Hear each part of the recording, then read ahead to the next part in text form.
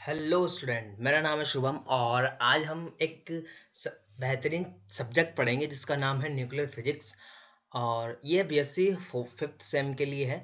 और nuclear physics में हम पहले यूनिट फर्स्ट पढ़ेंगे जिसका नंबर है चैप्टर नंबर 1, जिसका नाम है न्यूक्लियर प्रॉपर्टीज। इसमें इस न्यूक्लियर प्रॉपर्टीज वाले चैप्टर में हम क्या क्या बातें पढ़ने वाले हैं वो सारी बातें पहले डिस्कस करेंगे। फिर उसमें से एक टॉपिक जो है आज हम डिस्कस करेंगे। ठीक है, तो और फिजिक्स बाय शुभम सर का जो चैनल है इसे सब्सक्राइब कर लें। अगर आपको वीडियो अच्छी लग रही है तो उसको लाइक भी करें, कमेंट करें अगर कोई डाउट रह रहा है मन में तो डाउट। ठीक है, लेट्स स्टार्ट। देखते हैं। ठीक है, आगे। ठीक है, तो unit first chapter number first जिसका नाम है न्यूक्लियर प्रॉपर्टीज, न्यूक्लियर यानी नाभिक के गुण। तो इसमें जो टॉपिक्स हैं हमारे वो है Rutherford's theory of alpha particle scattering, non existence of electron in nucleus, कि न्यूक्लियस के अंदर इलेक्ट्रॉन नहीं रहता, इलेक्ट्रॉन का अनअस्तित्व यानी अस्तित्व नहीं होता है, वो समझाना है। ठीक है, फिर न्यूट्रॉन की डिस्कवरी देखनी है, न्यूट्रॉन और प्रोटॉन की हाइपोथेसिस क्या थी उसकी बात करनी है, न्यूक्लियर का मास कितना है, एटॉमिक मास यूनिट क्या होती है, mass defect, packing fraction, binding energy, nuclear spin और पैरिटी, ऑर्बिटल एंगुलर मोमेंटम हम न्यूक्लियर के रिगार्डिंग देखेंगे, एटम के रिगार्डिंग नहीं देख रहे हैं। ठीक है, और क्वाड्रपल मोमेंट, न्यूक्लियर के फोर्सेस कौन कौन से हैं, फिर है मेसोन थ्योरी और न्यूक्लियर पोटेंशियल। ठीक है, तो हम बेसिकली आज जो स्टार्ट करने जा रहे हैं उसका है Rutherford theory of alpha particle scattering. कि रदरफोर्ड थ्योरी क्या थी। अल्फा पार्टिकल जब किसी किसी एटम पे जब इंसिडेंट कराया था अल्फा पार्टिकल को, तो क्या हुआ था उसके अंदर, मतलब उस एटम के अंदर कितना पार्ट जो है वो न्यूक्लियस जो है, न्यूक्लियस ने घेर रखा है, कितना पार्ट है जो एटम के चारों ओर जो इलेक्ट्रॉन है वो कैसे इसमें कंसिडर्ड हो रहे हैं, वो सारी बातें इसके अंदर अपन देखेंगे विगतवार, है ना। ठीक है, तो अपन पहला फर्स्ट टॉपिक स्टार्ट कर रहे हैं, रदरफोर्ड स्कैटरिंग। ये जो मैं चीज बता रहा हूँ यूनिट फर्स्ट है, इसका चैप्टर नंबर फर्स्ट है, उसके कुछ टॉपिक्स है। फिर इसमें चैप्टर नंबर 2 आएगा, फिर चैप्टर नंबर 3 आएगा। ऐसे यूनिट वाइज भी आगे से आगे कंसिडर होता रहेगा। ध्यान रखना, बीएससी जो एनईपी जो लागू हुई उसका ये उसका उसके सिलेबस के हिसाब से न्यूक्लियर फिजिक्स को पढ़ा रहा हूँ। ठीक है, और ध्यान रखना मास्टर्स पढ़ने के लिए जो बेसिक होना चाहिए वो बेसिक यहाँ से मजबूत होना चाहिए। तो यह बीएससी एमएससी और नेट का कुछ पार्ट है, कुछ क्वेश्चंस आते हैं क्वाड्रपल मोमेंट पे आते हैं, बाइंडिंग एनर्जी पे आते हैं, तो उसके लिए भी थोड़ा हेल्पफुल है। मेन है बेसिक, जो इंटरव्यू वगैरह में पूछा जाता है कि न्यूक्लियर का बेसिक क्या है, वो सारी बातें हमें सीखने धीरे धीरे। ठीक है, तो लेट स्टार्ट करते हैं आगे। ठीक है, आज अपन फर्स्ट टॉपिक पढ़ेंगे जिसका नाम है रदरफोर्ड स्कैटरिंग। रदरफोर्ड स्कैटरिंग, जैसे कोई चार्ज पार्टिकल है, चार्ज पार्टिकल अगर स्कैटर करे तो कुलाम स्कैटरिंग भी होती है। तो कुलाम scattering of charge particle by nucleus, या इसको बोलते हैं रदरफोर्ड स्कैटरिंग। देखो सबसे पहले क्या हुआ, एक एटम का कंसेप्ट आया था। एटम का कंसेप्ट ये आया था 19th सेंचुरी में, the concept of atom as a model of for the structure of matter. किसी मैटर के स्ट्रक्चर के लिए कोई कंसेप्ट आया था 19th सेंचुरी में, उसको एक्सेप्ट किया था। इसके बाद में क्या हुआ, उसके बारे में जो जो एटम की जो स्ट्रक्चर थी उसके बारे में जो ज्ञान था हमारा, वो 20th सेंचुरी तक जो ज्ञान हमने अर्जित किया था वो ज्ञान कंप्लीट नहीं था। जो एटम के बारे में जो डिस्कवरी की थी वो नहीं था। लेकिन जब से ही जे थॉमसन ने इलेक्ट्रॉन की थ्योरी दी, उसके बाद में क्या हुआ, इलेक्ट्रॉन की थ्योरी देने के बाद में जो मॉडल था उसके अंदर और चीजें इंक्लूड होती गई कि अंदर और भी कुछ हो सकता है, नहीं हो सकता एटम के अंदर। ठीक है, तो थॉमसन मॉडल ने क्या बताया था कि जो एटम है उसका जो पूरा पॉजिटिव चार्ज है वो एक स्पेयर के फॉर्म में है। ठीक है, कैसे एक पॉजिटिवली स्पेयर है, वो 1 एंगस्ट्रॉम यानी 10⁻⁻10 मीटर रेडियस का एक स्पेयर है जिसके अंदर पॉजिटिव चार्ज भरा हुआ है। और उस एटम का जो मास है और पॉजिटिव चार्ज वहां इवेंजुअली डिस्ट्रीब्यूट है, और इलेक्ट्रॉन जो है वो क्या करता है, उस 1 एंगस्ट्रॉम के रेडियस के चारों ओर क्या करता है, लोकेटेड रहता है लोकेशन में, जो कि उस स्पेयर की आयतन है, स्पेयर का वॉल्यूम है। ठीक है, ये जो चीज बताई मैंने अभी, ये है थॉमसन का एटॉमिक मॉडल, जिसको वेरीफाई करना था। देखो थॉमसन ने अपना मॉडल दे दिया था, उसको क्या करना, वेरीफाई करना। तो कौन कर रहा, सबसे पहले शुरुआत करी थी रदरफोर्ड ने, अपना एक इंपॉर्टेंट एक्सपेरिमेंट लाया था कि हम देखना चाहते हैं कि क्या हुआ इसके अंदर। तो देखो 19th सेंचुरी के बाद में आप 1906 यानी 1906 में क्या हुआ था वो बात कर रहे हैं। रदरफोर्ड आए सबसे पहले, साइंटिस्ट है। उन्होंने इस एटम के मॉडल की जो वैलिडिटी उसको वेरीफाई करने की कोशिश की। तो उन्होंने टेस्ट किया। शुरुआत कैसे करके देखते हैं किसी चीज को, अपन टेस्ट करना तो टेस्ट करके देखेंगे होता है कि नहीं होता है। तो रदरफोर्ड ने क्या किया, हाई एनर्जी पार्टिकल जो एक रेडियो एक्टिव सब्सटेंस से इमिट हो रहे थे उसको क्या किया, समझना मेरी बात अच्छे से समझना। हाई एनर्जी पार्टिकल जो कि मान सकते हो अल्फा पार्टिकल, ठीक है, वो किसी रेडियो एक्टिव सब्सटेंस से बाहर निकल रहा था। मैंने एक रेडियो एक्टिव सब्सटेंस लिया, उसमें से हाई एनर्जी पार्टिकल्स बाहर निकल रहा था। वो हाई एनर्जी पार्टिकल क्या है, अल्फा पार्टिकल। उस अल्फा पार्टिकल को मैंने क्या किया, एक मेटल की फॉइल थी उस पर मैंने इंसिडेंट करवाया। तो क्या हुआ, कुछ जो मतलब अल्फा पार्टिकल्स जो थे उसके पाथ से डिफ्लेक्टेड हो गए, ठीक है। ध्यान रखना, जब अल्फा पार्टिकल आगे की तरफ जा रहा है और वहां से जाके वो स्कैटर्ड हो गया या डिफ्लेक्टेड हो गया, उस पार्ट्स उस रास्ते से वो बाहर की तरफ निकल गया। देखना उसके टच नहीं हुआ है, गोल्ड फॉइल जो फॉइल थी हमारे मेटल की फॉइल उस पर जाके टच नहीं हुआ। अब पहली बार मेटल की फॉइल क्यों ली, क्योंकि मेटल की फॉइल के अंदर है एटम, एटम के अंदर है न्यूक्लियस। उस न्यूक्लियस के साथ क्या होता है, जैसे ही उसके पास गया पॉजिटिव पार्टिकल्स अल्फा पार्टिकल्स, तो पॉजिटिव और पॉजिटिव का क्या हो गया, रिपल्सन हो गया। रिपल्सन होने से वो साइड में से निकल गया, यानी वो स्कैटर्ड हो गया, उसको बोलते हैं अपन स्कैटरिंग। तो this phenomena of alpha particle being deflected from there path, it is called scattering, ठीक है। तो जो थॉमसन ने मॉडल दिया था वो करेक्ट निकला। और लेकिन क्या हुआ, ऐसा करेक्ट निकल गया, उनकी बात सही निकल गई, लेकिन हुआ क्या कि alpha particle should be scattered an angle less than 1 degree, 1 degree से कम में ही वो स्कैटर्ड हो गए। इसका मतलब वो किसके कारण हो गए, स्कैटरिंग के कारण। लेकिन जो रदरफोर्ड का एक्सपेरिमेंट था वो इस बात को क्या नहीं मान पाया, इस बात को सिद्ध नहीं कर पाया। क्या चीज, थॉमसन ने ये बोली थी कि अल्फा पार्टिकल जो स्कैटर्ड होगा वो 1 डिग्री से कम होगा, लेकिन रदरफोर्ड ने ये बात नहीं मानी। तो रदरफोर्ड के जो साथ में काम करने वाले दो जने थे, कौन कौन थे, गाइगर और मेडिसन। इन दोनों ने क्या किया, रदरफोर्ड के काम करने के 3 साल बाद गाइगर और मेडिसन ने वापस रदरफोर्ड के एक्सपेरिमेंट को वापस से रिपीट किया। जैसा जैसा उन्होंने किया था वैसा का वैसा काम किया, किसने, गाइगर और मेडिसन ने रदरफोर्ड के एक्सपेरिमेंट को। उन्होंने क्या किया, हाई एनर्जी पार्टिकल लिया और उसको जो फॉइल थी उसको गोल्ड की फॉइल ली, यानी सोने की झिल्ली ली, सोने की झिल्ली पे अल्फा पार्टिकल इंसिडेंट कराया।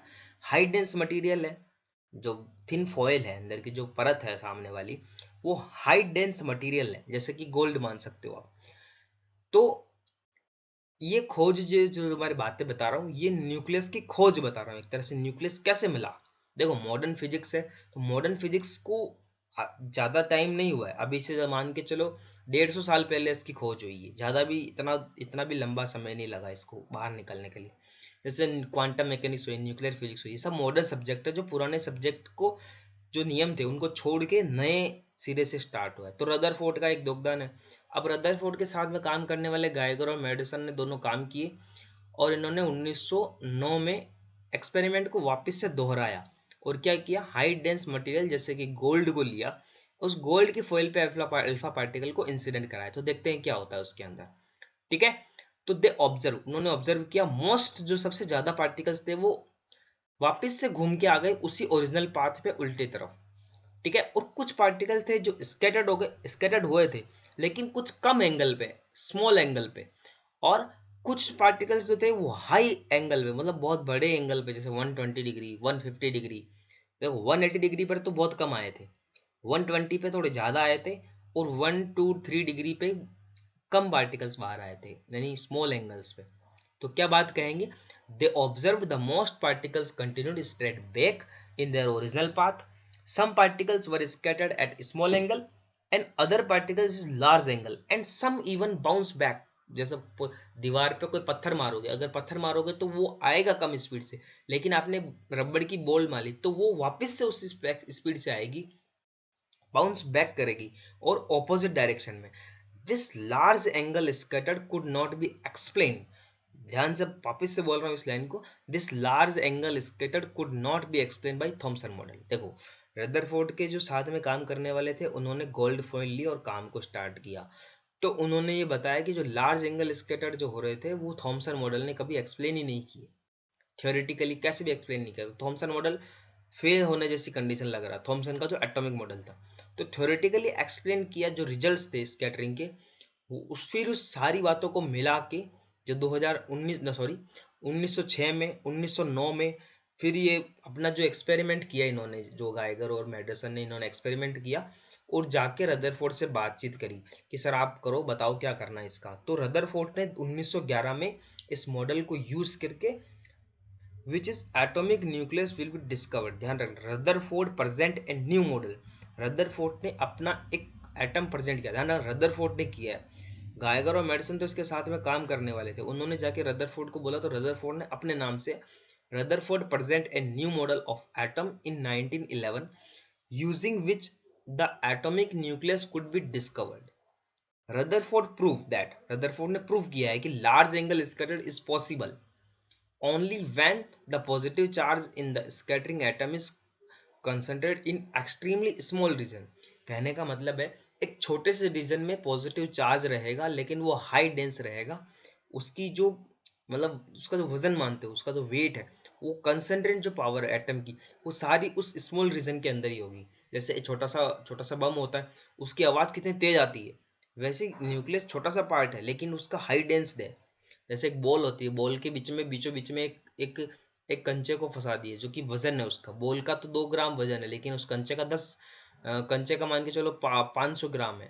तो क्या होगा, उसके अंदर वो हाई डेंस की तरह मूव करता रहेगा इधर से उधर, तो एक्सट्रीमली स्मॉल रीजन के अंदर होगा।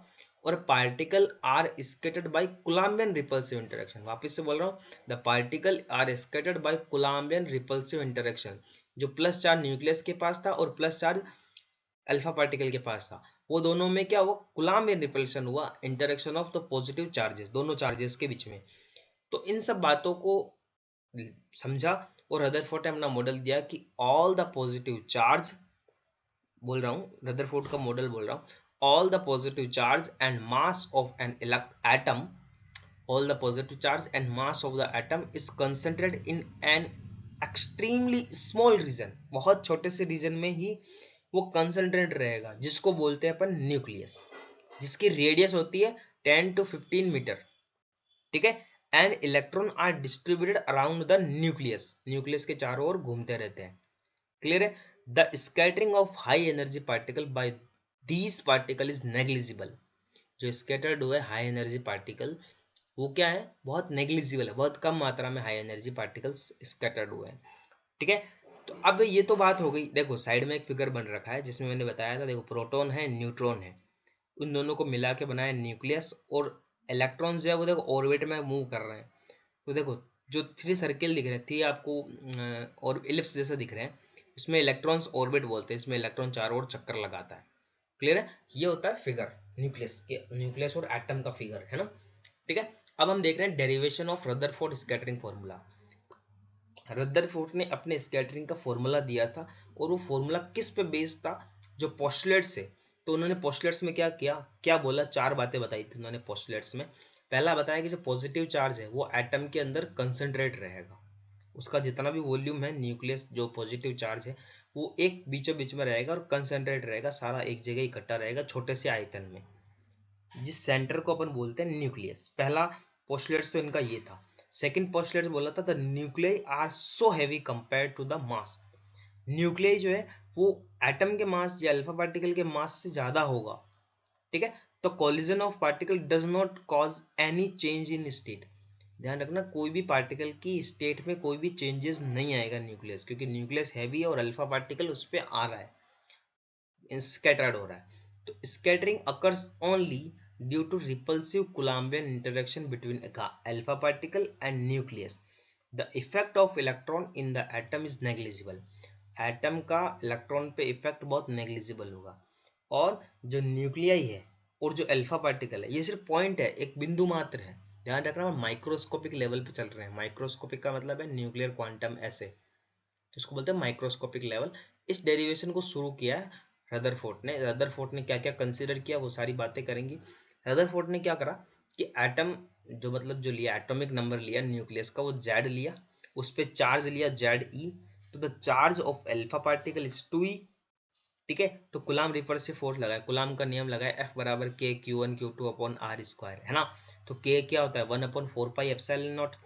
और जो दो चार्ज थे कौन कौन से थे, एक तो न्यूक्लियस का था जिसका नाम है जेड, ठीक है, और एक था हमारा जेड ई। तो जेड जेड क्या हो गए जेड ई, ठीक है। एक तो इलेक्ट्रॉन वो था अपना जो पार्टिकल उस पर चार्ज था ई, और एक जेड ई था, तो कितना हो गया 2, है ना, 2ZE², क्लियर है। और अपोन में क्या है आर स्क्वायर, दो इलेक्ट्रॉन ना 2e है ना, the charge of an alpha particle is 2e, 2e into Z, तो जेड ई तो कितने हो गए, जेड ई है अल्फा पार्ट, मतलब जेड ई जो है वो न्यूक्लियस का चार्ज है, ठीक है, जेड ई।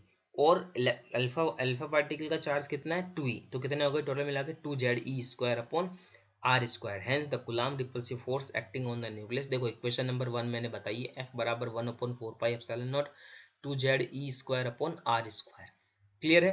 नेक्स्ट आगे देखते हैं, जहां आर क्या है distance between nucleus and alpha particle, due to the force of proportional of 1/r² the alpha particle is hyperbola.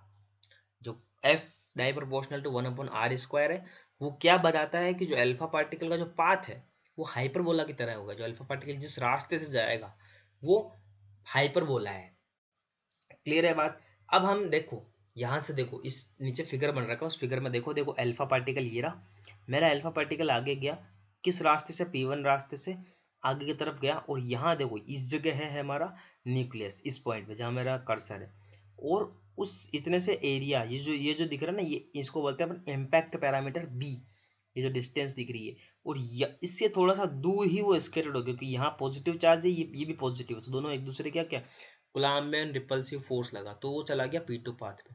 तो ये जो पाथ दिख रहा है ये हाइपरबोला की तरह दिख रहा है पाथ, ठीक है। तो जो हमारा बी है, ये जो बी डिस्टेंस है, ये वाली जो चौड़ाई है, इसको बोलते हैं बी इम्पैक्ट पैरामीटर या कोलिजन पैरामीटर, जिससे वो जितनी डिस्टेंस पे वो टक्कर खा के बाहर चला गया उसको बोलते हैं impact parameter. The impact parameter b for a alpha particle is distance at which alpha particle and closest to the nucleus, nucleus और उस अल्फा पार्टिकल के बीच में न्यूनतम दूरी, अगर अल्फा न्यूक्लियर इंटरेक्शन अगर जीरो हो तो, ठीक है। ड्यू टू अल्फा और न्यूक्लियर जो इंटरेक्शन है, the alpha particle deviates to straight line path and travels along the hyperbolic path, वो आता है डेविएट होता है और स्ट्रेट लाइन में हाइपरबोला की तरह चला, हाइपरबोला का जो पाथ होता है उस पाथ से चला जाता है, ठीक है। अब देखो यहाँ पे स्कैटरिंग एंगल क्या है theta for alpha particle, angle with the path of alpha particle deviates, जिस पार्टिकल से वो डेविएट हो रहा है, मैंने डैश डैश डैश डैश करके आगे तक बना दिया, और जिस पार्ट से वो डेविएट हुआ उन दोनों के बीच का जो एंगल है वो थीटा है। The angle between direction of final momentum P2 of alpha particle and direction of initial momentum P1 और P2 के मध्य जो एंगल बना है उसी को बोलते हैं अपन स्कैटरिंग एंगल, ठीक है। और alpha scattering since the nucleus assume to be heavy and stable, ध्यान रखना जो न्यूक्लियस है वो हैवी भी है स्टेबल भी है, तो इनिशियल काइनेटिक एनर्जी और फाइनल काइनेटिक एनर्जी जो अल्फा पार्टिकल की है वो बराबर होती है, काइनेटिक एनर्जी कंजर्वेशन यानी एनर्जी कंजर्वेशन लॉ लगाया, यानी P इक्वल टू क्या होता है mv, तो मोमेंटम को बराबर किया, मोमेंटम कंजर्वेशन लगाया तो P1 इक्वल टू P2, और P1 P2 क्या होता है mv mass of nuclear and velocity उस पार्टिकल की, ठीक है। तो देखो P1 आया, ये P2 चला गया, ये जो एंगल बना ये एंगल है थीटा, ओके। नेक्स्ट देखो P1 सेकेंड इक्वेशन समझ में आ गई। यहाँ जो m है ये क्या है अल्फा पार्टिकल का मास, और v क्या है जो अल्फा पार्टिकल जिस स्पीड से आया, when alpha particle is away from the nucleus, nucleus से जितना दूर स्पीड से वो निकल गया वो उसकी कंडीशन है, ठीक है। अब देखो यहाँ पे हमने माना डेल पी, दोनों का डिफरेंस देखते हैं अभी मोमेंटम में कितना फर्क आया है, तो डेल पी बराबर कितना हो गया P2 माइनस P1, ठीक है। ये देखो ये P1 है ये P2 है, ये सीधी सीधी स्ट्रेट लाइन है और ये डेविएट वाली लाइन है, तो P1 P2 आ गया। अब देखो ये बना ऐसे ऐसे, तो क्या बन गया इसमें लगाया वेक्टर एडिशन लॉ लगाया, तो क्या हो गया P1 plus del P equal to P2, तो मैंने क्या किया P1 को उधर लेके आ गया, तो क्या बन गया P2 minus P1 del P. अब देखो डेल पी का मैंने मोड ले लिया, तो मोड लेने के बाद उधर क्या ये root P2² minus plus P1² minus 2 P1 P2 cos theta, clear है। अब देखो आधा एंगल लिया तो थीटा बाई 2 हो गया, इसके सामने वाला एंगल क्या हो गया 1/2 पाई माइनस थीटा, ये थीटा बाई 2 है, ये क्या हो गया 1/2 पाई माइनस थीटा, टोटल होता तो क्या होता पाई बाई पाई माइनस थीटा, 90, ये पूरा एंगल 180 डिग्री है। 180 में से थीटा चला गया तो कितना बचा, पाई माइनस थीटा तो बचा, और आधा कर दिया क्योंकि यहाँ आधा एंगल है। तो P1 देखो, P बराबर क्या हो गया MV, P1 बराबर भी MV हो गया। तो मैंने MV यहाँ रखा, MV यहाँ रखा, MV तो मैंने MV को बाहर ले लिया रूट से, क्योंकि M स्क्वायर V स्क्वायर था, मैंने उसको बाहर ले लिया तो रूट के बाहर आया तो MV हो गया। अंदर क्या बचा 2, 1 माइनस कॉस थीटा। अब देखो साइन थीटा बाई 2 कितना होता है, साइन थीटा बराबर क्या होता है 1 माइनस कॉस 2 थीटा। तो जो 2 और 2 कितने हो गए 4, वो 4 क्या हो गया बाहर आ गया, जब रूट से 4 बाहर आएगा तो इतना बचेगा 2, तो क्या बचेगा 2mv साइन थीटा बाई 2। ये इक्वेशन नंबर 3 आ गई। ध्यान रखना, इक्वेशंस का ध्यान रखना थोड़ा, है ना, 1 2 3, और साथ साथ है ना नोट्स बनाते भी रहना, ताकि तुम्हें पता चले कि हो क्या रहा है यहाँ पे। नहीं तो क्या है कि अगर बेड पे लेटे लेटे अगर इस वीडियो को देखोगे तो सो ही जाओगे। रदरफोर्ड स्कैटरिंग का क्वेश्चन तो कहीं ना कहीं इंटरव्यू में, एग्जाम में, बीएससी एमएससी नेट कहीं ना कहीं तो आता ही रहता है ये। ठीक है, तो ढंग से तैयार करें इसको। अब देखते हैं जो मोमेंटम में चेंज हुआ, चेंज इन मोमेंटम किसके कारण होता है, चेंज मोमेंटम अल्फा पार्टिकल के कारण। तो integral F vector D T mode लगाया इक्वल टू क्या हो गया, एफ डी टी बराबर क्या हो गया, F cos five D T. अब देखो व्हेन फाई जो है, ये हमारा फाई जो है वो क्रिटिकल एंगल है किस किस के मध्य, जो फोर्स है और जो चेंज हुआ मोमेंटम, उन दोनों के बीच का एंगल है फाई। जो फाई दिख रहा है ये क्या है, जो फोर्स है और जो मोमेंटम में चेंज हुआ, इन दोनों के बीच की डिस्टेंस है। ठीक है, तो मैंने जो फाई एंगल बताया, तो फाई एंगल क्या है, it is the critical angle between force and change in momentum. ठीक है, एफ डी टी क्या बताया, चेंज इन मोमेंटम। तो देखो एफ डी टी के बराबर बाहर बाहर क्या लिख दिया, डेल पी। डेल पी बराबर क्या है, अपने अभी कैलकुलेट किया इक्वेशन नंबर 2 से, 2mv साइन थीटा बाई 2। मैंने इसकी जगह ये वैल्यू लिख दी। ठीक है, इक्वेशन नंबर 5 और इक्वेशन नंबर 4 से क्या दिख रहा है, ये दोनों देखो बराबर है, तो मैंने इधर आर एच एस, इसका आर एच एस, दोनों आर एच एस को बराबर लिख दिया।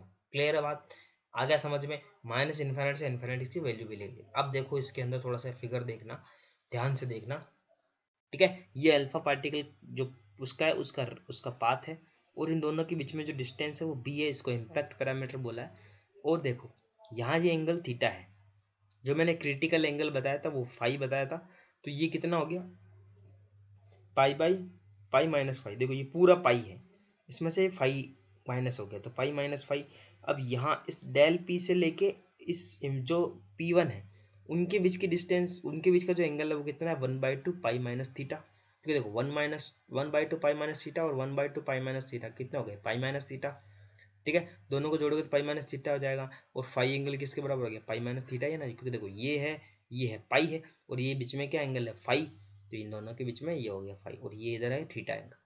जिस जो यहाँ न्यूक्लियस यहाँ है, और जो अल्फा पार्टिकल की जो क्रिटिकल कंडीशन है कि वो क्रिटिकल से क्रिटिकल कहाँ आ सकता है, यहाँ पे इस पॉइंट से लेके इस P1 के पॉइंट डेल P के बीच जो एंगल है, इसको बोलते हैं क्रिटिकल एंगल फाई। तो इक्वेशन नंबर 6 जो है हमारी, उससे उसका वेरिएबल चेंज है, किसके रेस्पेक्ट में चेंज हो रहा है, ये टी के रेस्पेक्ट में चेंज हो रहा है। ठीक है, तो देखो टी के रेस्पेक्ट में चेंज होता है, डेल टी बराबर, देखो नीचे फाई लेके आओ, del T upon del phi बराबर del phi upon del phi, तो मैंने फाई डेल फाई को उधर भेज दिया, तो इक्वेशन नंबर 7 आ गई। हम उस डी टी की जगह ये वैल्यू लिख सकते हैं, क्वेश्चन नंबर 7 लिख सकते हैं। तो मैंने इक्वेशन नंबर 7 भी लिख दी यहाँ इस जगह, और लिमिट भी चेंज कर दी इसकी। क्यों, क्योंकि हमें ओमेगा चाहिए यू, तो एंगुलर मोमेंटम कंजर्वेशन लॉ के लिए। ठीक है, तो पहले हम ओमेगा कैलकुलेट करने के लिए क्या करते हैं, एंगुलर मोमेंटम कंजर्वेशन लॉ लगाते हैं। उसके लिए मैंने माना कि जो अल्फा पार्टिकल है और जो न्यूक्लियस है, उनके मध्य जो क्रांतिक दूरी है, क्रिटिकल डिस्टेंस है, वो आर डिस्टेंस है।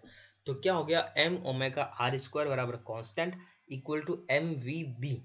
ठीक है, तो ओमेगा कितना आ गया, ओमेगा बराबर कितना हो गया, देखो एम से एम कैंसिल हो गया, तो यहाँ पे क्या बच गया, v b upon r square, ये ओमेगा हो गया। अब इस ओमेगा को कहाँ लगाएंगे, ओमेगा देखो v b upon r square, मैंने क्या किया, टाइम के रेस्पेक्ट में इसका डेरिवेटिव कर दिया। देखो तो क्या बन गया, टी के रेस्पेक्ट में, फाई के रेस्पेक्ट में डेरिवेटिव करोगे तो कुछ नहीं है, इसको इसको लिख सकते हैं 1/ओमेगा, और 1/ओमेगा, तो इसको क्या करेंगे, पलट देंगे, पलटने पर नौ नंबर इक्वेशन आ गई। क्लियर, अब देखो d t upon d phi दिख रहा है, क्या आ रहा है, r square upon v b, इसको कहाँ रखेंगे, इक्वेशन नंबर 8 में रखेंगे, इक्वेशन नंबर 8 में रख दिया।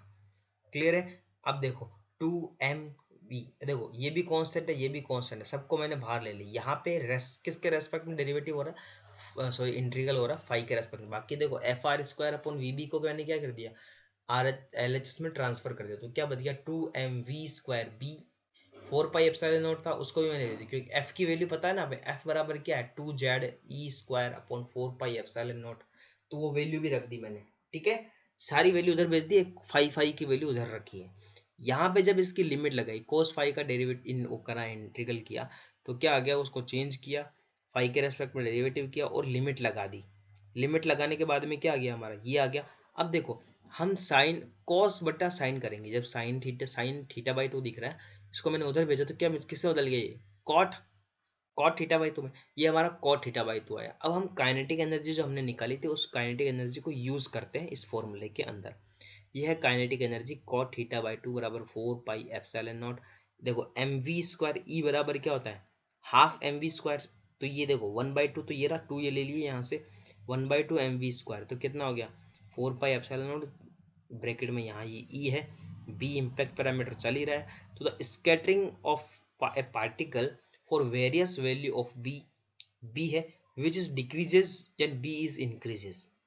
क्या कह रहा हूँ मैं, फिर से समझना, जो वेरियस पैरामीटर है हमारा, वेरियस वैल्यू है बी की, वो डिक्रीज होती है as b is increases, b की इंक्रीज होने की कंडीशन में। अगर मेरी बी की वैल्यू 0 हो गई, यानी मेरा कोलिजन जो है वो उससे जाके टकरा ही रहा है, तो मेरा थीटा एंगल जो है वो एन के बराबर हो जाएगा, number of particle, scattering angle जो पार्टिकल का एंगल है उसके बराबर हो जाएगा। इसका मतलब क्या है कि अगर वो पार्टिकल से जाके टकरा ही रहा है, अल्फा पार्टिकल है वो न्यूक्लियस से जाके टकरा ही रहा है, तो क्या होगा, वो जिस डायरेक्शन से टकराया उसी उल्टी दिशा में उसके 180 डिग्री में ही वापस से घूम के आ जाएगा। अगर 180 डिग्री होगा तो बी की वैल्यू क्या हो जाएगी, 0 हो जाएगी ना।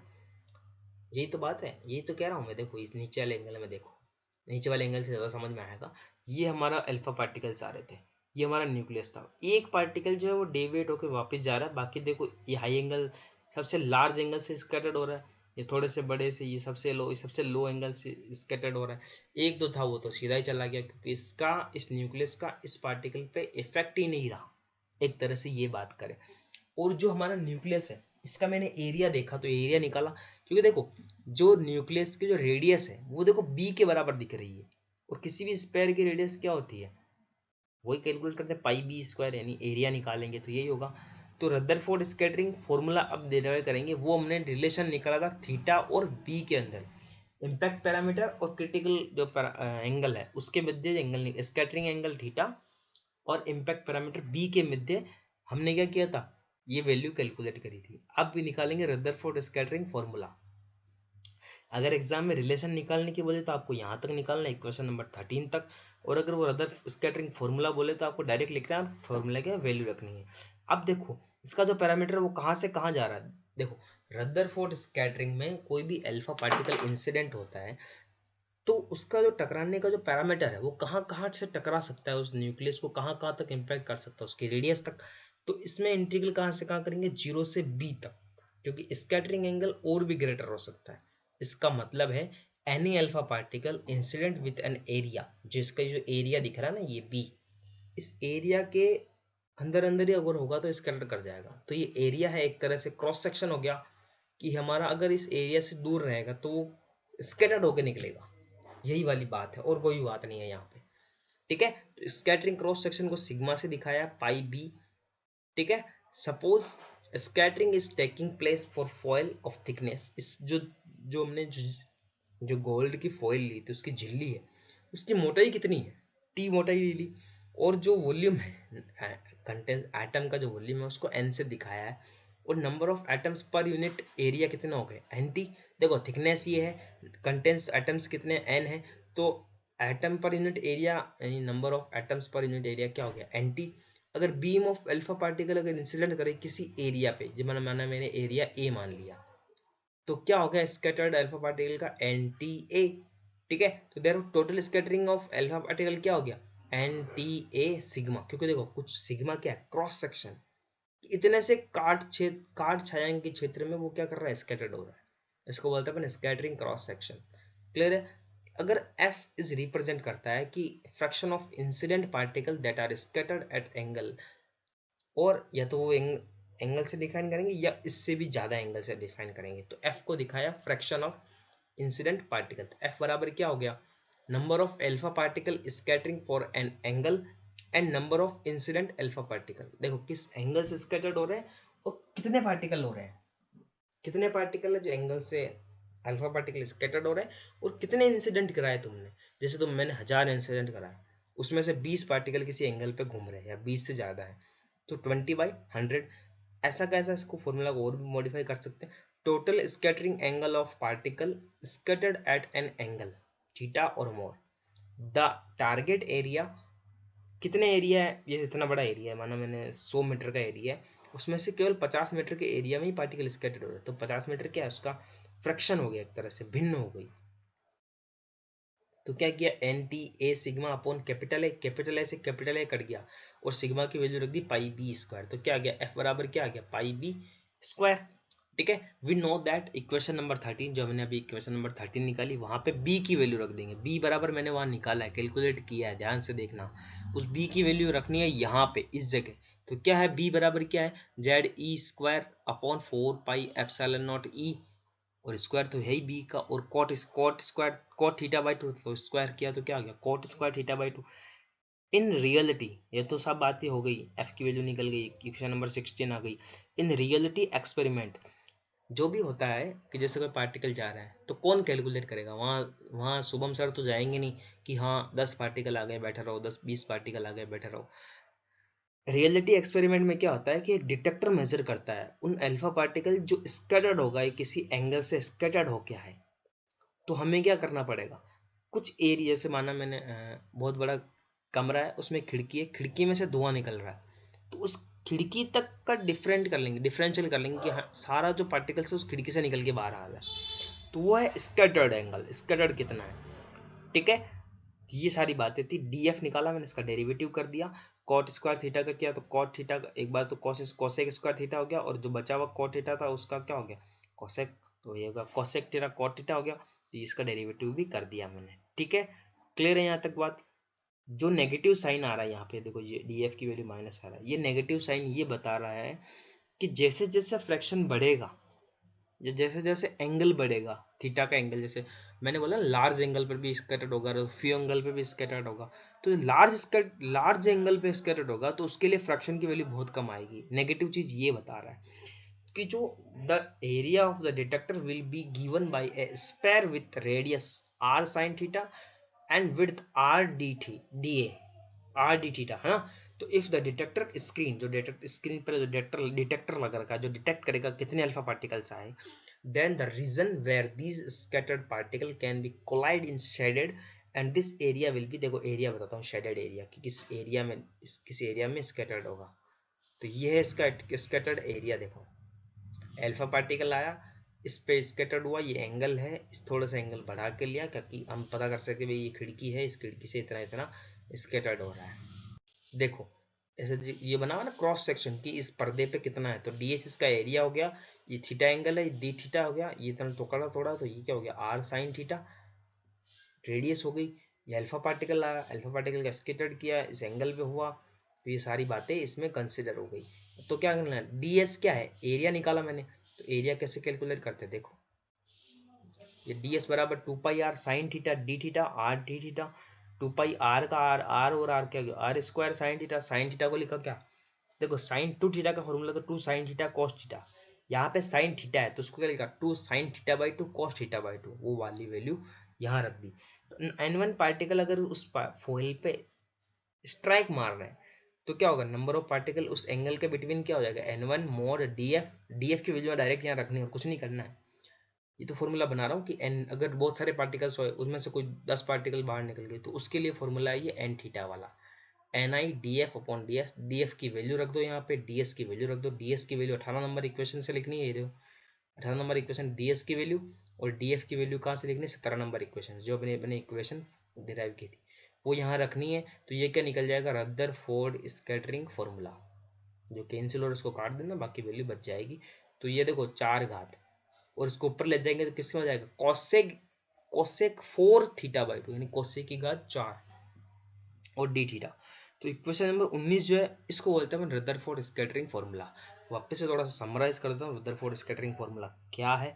It is clear from that the particle incident a unit area, कुछ यूनिट एरिया पे वो इंसिडेंट हो रहे हैं और स्क्रीन पे जा रहे हैं after scattering in the direction, जिस डायरेक्शन में मूव कर रहे हैं वहां मैंने डिटेक्टर लगा दी, आंख लगा दी, किसी को भी देखने को लगा दिया कि वो कितने आ रहे हैं, वो कैलकुलेट करो। तो फॉर्मूला को कैसे डिफाइन करेंगे, the number of atoms is inversely proportional to fourth power of sine of the scattering angle and proportional to the thickness of the foil, foil की thickness एरिया nt। तो देखो n theta किसके है, nt के proportional है, और डायप्रोपोर्शनल proportional और किसके हैं, साइन की फोर्थ पावर के इनवर्सली प्रोपोर्शनल है, और थिकनेस की प्रोपोर्शनल है जेड ई स्क्वायर। तो जेड ई जो इसका न्यूक्लियस का जो चार्ज है और अल्फा पार्टिकल का चार्ज है उसके प्रोपोर्शनल है, और नंबर ऑफ एटम्स, कितने एटम्स हैं जो जा रहे हैं उस यूनिट वॉल्यूम से, निकल रहे धनाधन धनाधन धनाधन निकल रहे हैं, n1 निकला, n2 निकला, n3 निकला, 100 निकल गया, 50 निकल गए, उस क्रॉस सेक्शन एरिया से कितने बाहर निकल रहे हैं उसको बोलते हैं अपन number of atoms of present in unit volume of foil and proportional to square of kinetic energy. Kinetic energy कहाँ गई भाई, काइनेटिक एनर्जी का स्क्वायर की फॉर्म में है। ठीक है, ठीक है, ये सारी बातें कर दी फॉयल के बारे में। अब इसका कर्व भी देख लेते हैं एक तरह से। कर्व ये कह रहा है कि कितने पार्टिकल्स हैं जो 0 डिग्री से वापस आ गए, कम है, बहुत कम है, 40 डिग्री, 60 डिग्री पे है जो पार्टिकल क्या होगा, स्कैटर्ड होना स्टार्ट होगा 180, और इसकी और वैल्यू कम हो जाएगी 160, 180। 180 पर तो देखो कितने पार्टिकल्स हैं, 180 पर तो बहुत कम पार्टिकल्स स्कैटर्ड हुए। सबसे ज़्यादा स्कैटर्ड किस पे हुए, 60 डिग्री एंगल पे, पार्टिकल का स्कैटरिंग कर्व है ये। ठीक है, तो रदरफोर्ड का फॉर्मूला प्रूव करना है, और उसके बाद में देखो ये लाइन लिखनी है, it is clear that from से लेके यहाँ तक एनर्जी ऑफ पार्टिकल्स तक। तो आज ये लेक्चर दिया था हमने रदरफोर्ड स्कैटरिंग पे। न्यूक्लियर फिजिक्स की ये जो सीरीज है ये चलती रहेगी आगे से आगे। पहली बात यही है कि इस सिलेबस देखो, इसका सिलेबस जो मैंने शुरू में जो बात बताई वो सारी बात समझ में आनी चाहिए। इसका scattered angle, scattering angle, n theta, सारी बातें क्लियर होनी चाहिए आपकी। ओके, ये बात समझ में आ जानी चाहिए, और आगे से आगे इसकी क्लासेस आती रहेगी। अब नेक्स्ट क्लास किसकी होगी वो देखते हैं। इसके बाद में नेक्स्ट क्लास जो होगी हमारी, ये नोट्स अगर पीडीएफ फॉर्म में चाहिए तो मुझे कमेंट में मैसेज कर देना, मैं पीडीएफ बना के आपको भेज दूंगा।